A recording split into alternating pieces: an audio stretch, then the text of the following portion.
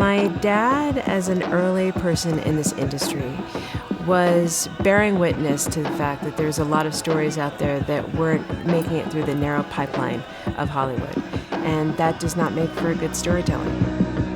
What was there was untapped talent. And what is really important is to make sure that the queer filmmakers suddenly make it onto the commercial landscape. They make it into the $100 million club. When I discovered that there was this place called the Sundance Film Festival and the Sundance Institute that was supporting work and showcasing work by queer artists, that was just like transformative for me.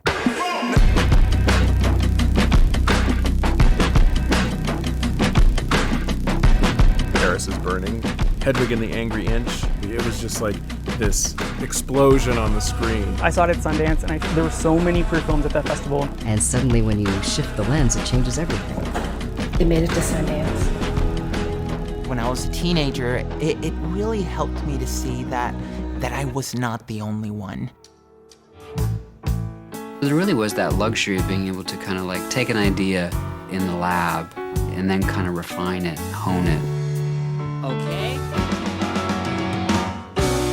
Suddenly I'm this punk rock star of stage and screen, and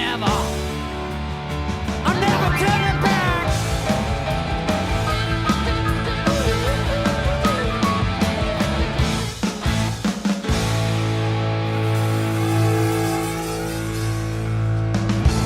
As an independent filmmaker, it's incredibly hard to break through.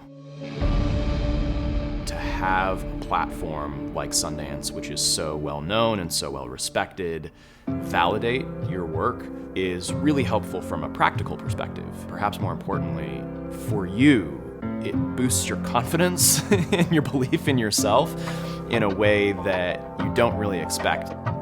Quiet Heroes on its surface is the story of Kristen Reese and Maggie Snyder, who ran the only clinic in Utah for a while that treated HIV and AIDS patients. It's about people defending their own community amidst great adversity.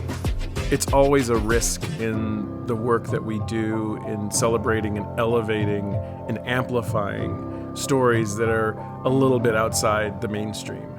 The moment we're in now is just as risky and challenging in different ways, but just as risky and challenging as ever before. It's so meaningful to all of us at Sundance to be celebrated and to be acknowledged by Equality Utah. These are like sister organizations that are down with a cause. It was not only training filmmakers, but training audiences. And it created a sort of porousness to ingest stories and landscapes that otherwise they wouldn't have known that they have something in common with, and realize, oh, wait a minute, I understand their joy, I understand their pain, I understand their journey. And when people see themselves reflected in the films and in the storytelling, I think you realize you actually have more agency, you have more power than you think you do, you have more commonality, you have more common ground, and people go, okay, well, maybe I'm gonna do something. It is so important that there is a festival that celebrates the LGBTQ community, and especially when it hones in on the transgender experiences and those experiences within it, like the experiences of transgender women of color. It's so important that we see those complexities because life is complicated.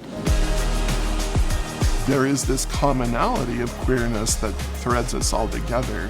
With Sundance, we get to see that fuller expression of who we are, different aspects from different cultures, different times, that all are woven together to make up this beautiful tapestry that is queerness. And to see that reflected in film is extraordinary.